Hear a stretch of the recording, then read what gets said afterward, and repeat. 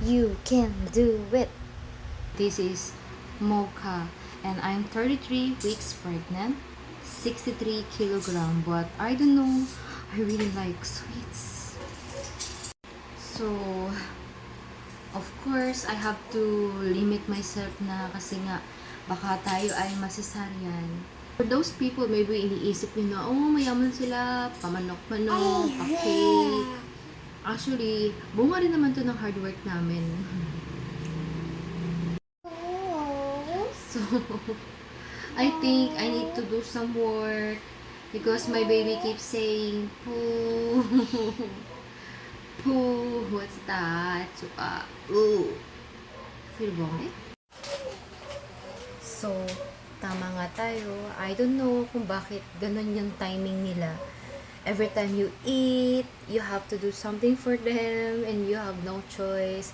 But that's the life of a mother. So, ayun. Yung pinabili ng cake, hindi yung pinaghirapan namin sa pagbebenta.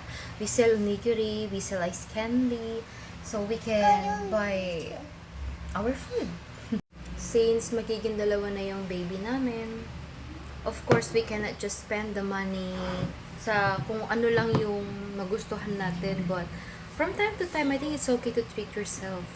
But in moderation. So, ito na yung bawas ng cake. At yung husband ko, hindi siya mahilig sa cake. But, so, ito. Yung baby ko, likod. Wait. Yun, kailangan natin pasalamatan yung Panginoon kasi siya naman yung nagbibigay sa atin ng every morning we wake up. That's actually a great blessing kasi hindi ka naman makakapag-work kung wala ka nang hininga. Hi! No, don't show. No! Namitan ko na. Actually, mainit din dito. Mainit din ba sa inyo? Kasi dito, mainit talaga. I think before, nung first time namin magpakabit ng AC, nagulat kami sa sa electric bill, umabot ng 8,000. Kaya gumagawa kami ng alternative way, paano maibsan yung init, pakapit kami ng ganyan, but this one, walang effect. Also, we have cliff fan, but wala pa din. So, tinatimer lang namin yung aircon.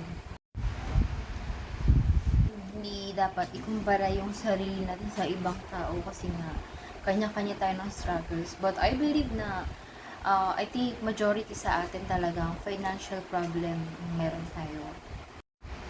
At yun, at some part, kung may magtatanong sa inyo, you're married to a Korean, you're married to a foreigner, bakit kailangan mo pa maglako? Buntis ka nga. Actually, no one forced me. Actually, ako pa nga yung nag-encourage doon sa husband ko na, let's find ways to earn money para may pandagdag kami sa income. So, ayun.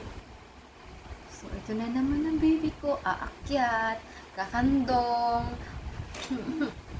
tapos, bababa. What do you want? Here, oh, hi, hi. So, pero yun nga, I want to help my husband to earn money because we don't know the future. Kung magkasakit siya, napakalaki ng gastos kapag sa hospital. So, I'll do my best. So, ayun, busog na ako. Bukas naman ulit. At kailangan ko minom ng maraming tubig kasi nga yun ang advice ng aking OB. But, I'm eating sweets. So, ayun. Bye-bye, PK Family 24. Please follow us on TikTok and subscribe to our small YouTube channel. And, ayun.